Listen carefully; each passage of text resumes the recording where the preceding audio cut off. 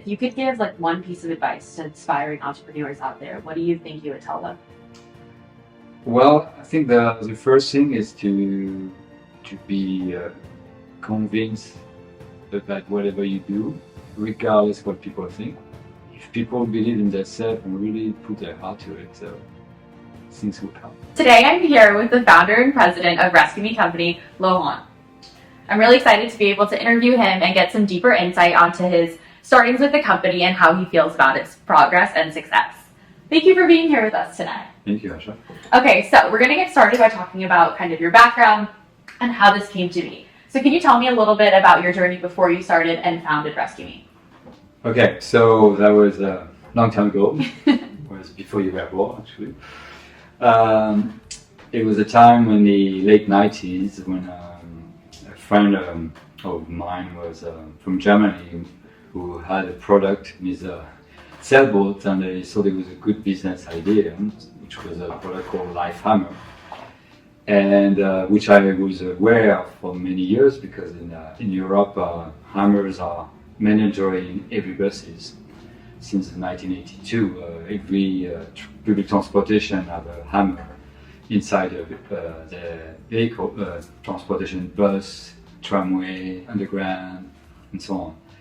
And a guy called Edmund Lischner came up with that, took that idea by adding an handle, a seatbelt collar on the handle, and to integrate that solution for vehicle.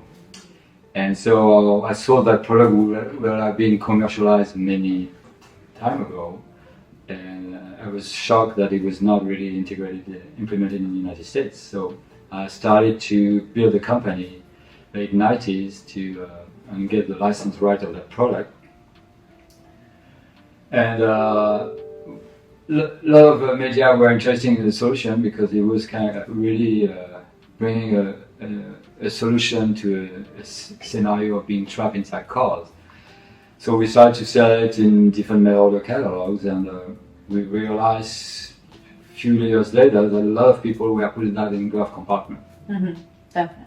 Which was an issue to have an access to the tool in an emergency situation. And that's why after a few years of selling that product, I thought it would be cool to integrate that same functionality into a size of a car key so it would be more reachable, accessible for anyone. Can you explain what big challenges that you had when starting it and how you overcame them? Well, the fact that I had the idea was kind of interesting to me.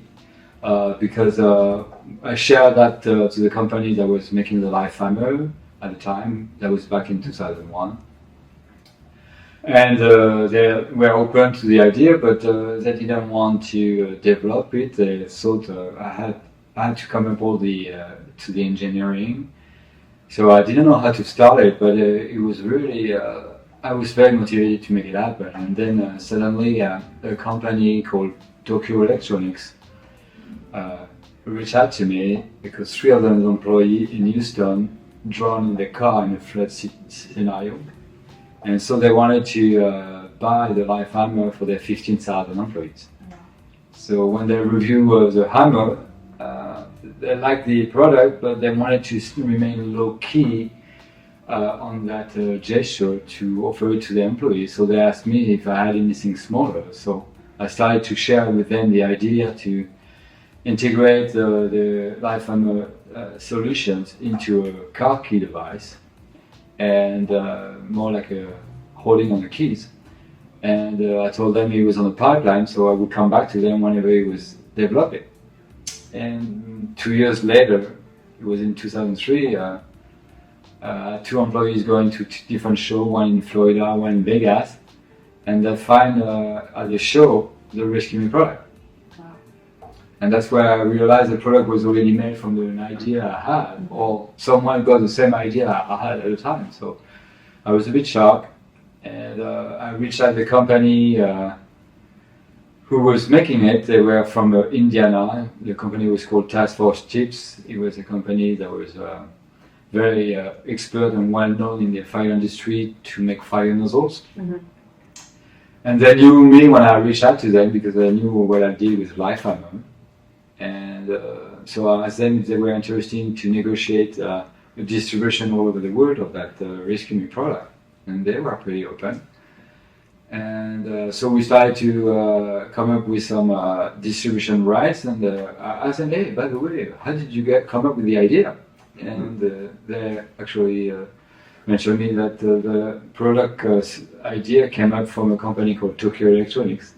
They knocked on the door asking them to create a product who had a functionality that could go on the keys that could break windows. And so instead of going through a fight, I felt it was better to find a way to cooperate with them and find a solution to partner with them. And I felt it was very fortunate because I could not have done a better job to engineer that product from the company had a fire background with firefighters engineering to do that product. For people who don't really understand or have never used the resQme, can you give a quick explanation of how it works? Yeah, so I mean, the solution is come from the center punch technology. And the center punch, it's a solution that's been created for many decades ago. And originally, a center punch was designed to create a mark on a beam before you put a nail. And so it was used for the carpentry industry. And in the 70s, 80s, that solutions of center punch were also showing a lot of merits for the first responder field. And so how does it work? It's two springs that activate a spike to comes out with an impact. So it comes out with a certain force. The resQme comes with a force of 12 pounds. So when you press to the device, that spike comes out with a force of 12 pounds. And when you release it, it will automatically put back the spike to its initial position, so you can try it again. So the device was designed for multiple use, not one-time use purpose.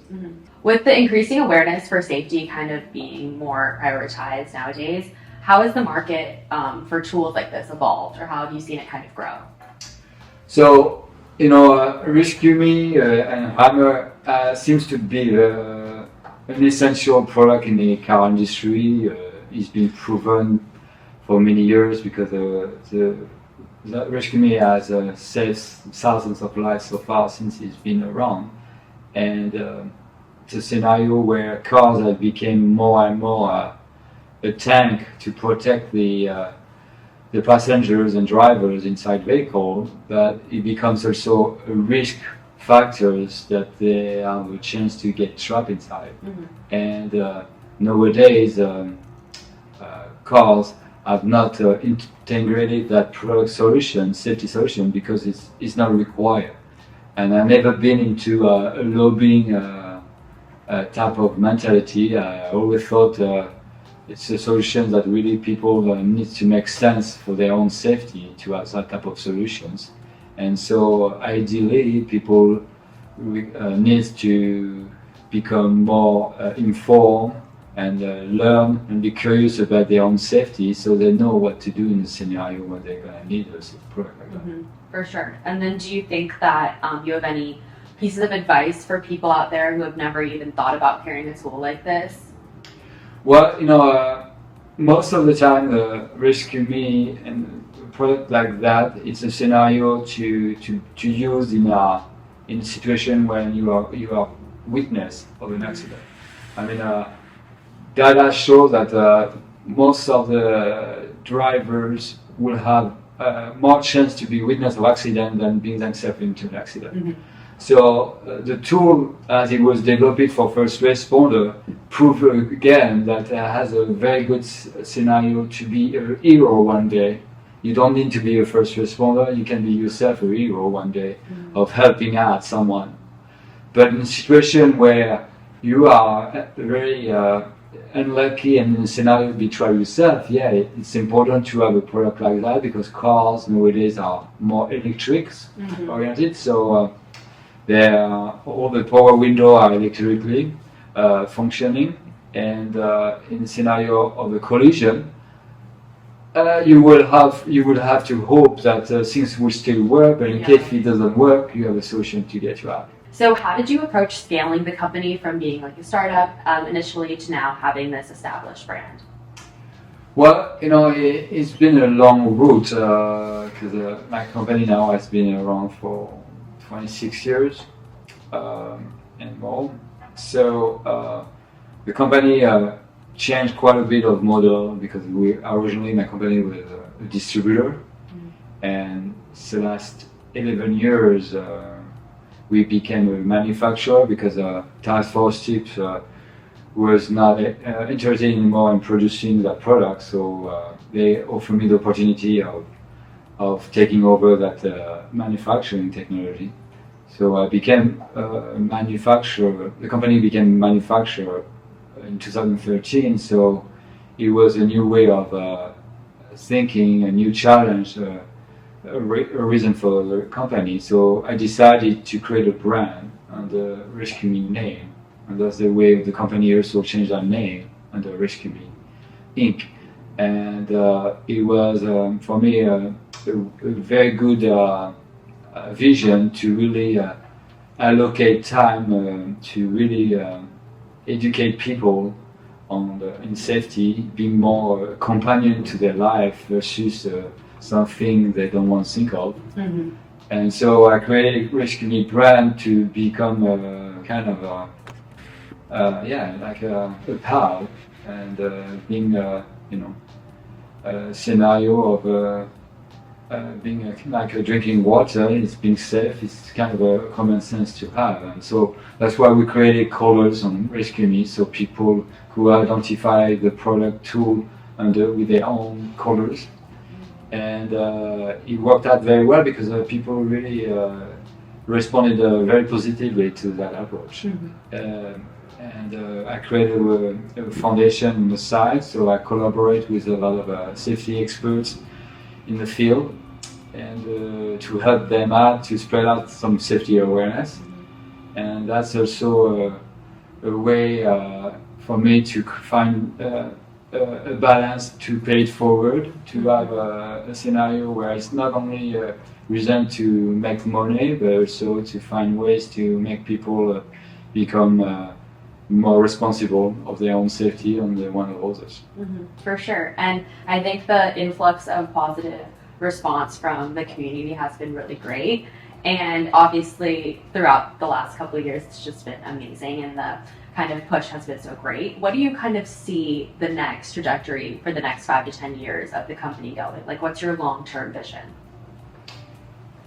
So, as I mentioned earlier, I'm not into a lobbying environment because lobbying is always have an interest of an economic aspect to it. I will hope that we are aiming to a world where things that make sense will really get highlighted and being pushed. So there's a share amount of contribution to the community for the best interest of the community versus interest of one person or a company.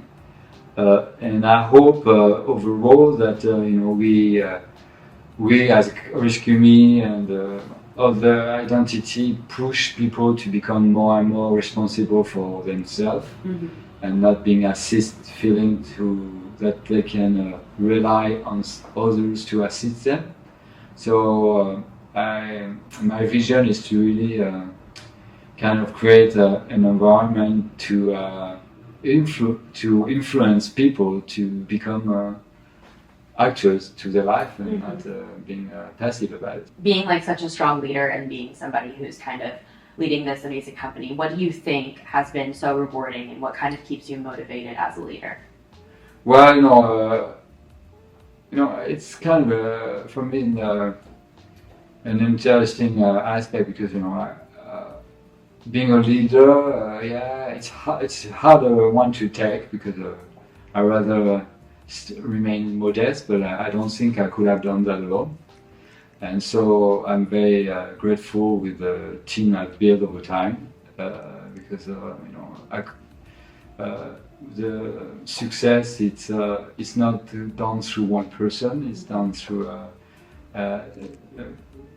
family of people that became a family, because at the end of the day, for me, resQme is kind of a family business, even though there's no family members per se who are part of my company, but I think overall I allowed everyone that came on board in my team to really develop their skills and really being able to make the way of growth without me dictating everything. Because, you know, that's not my style. Yeah, I think from my experience, it's been really great to have like motivation and kind of advice and guidance without like you kind of like holding people's hands. You just give people the creative space for them to use the product and grow as individuals in the company, which is really special.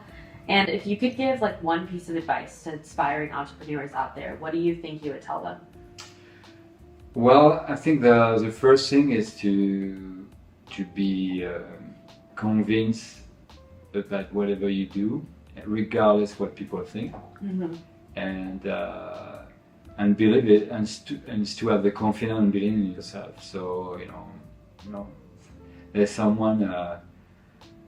It's important to remain positive and still have the force and courage to remain motivated regardless how hard it is to make it happen. So you know, there's a per se that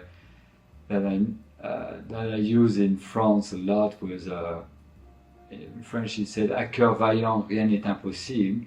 It was a guy named Jacques Coeur, and it means when you put all your heart to it, nothing is impossible. And I think in that aspect, if people believe in themselves and really put their heart to it, things will come. Yeah. I think that definitely shows with the team that you've built and the success that the products have had. Overall, it's just been amazing.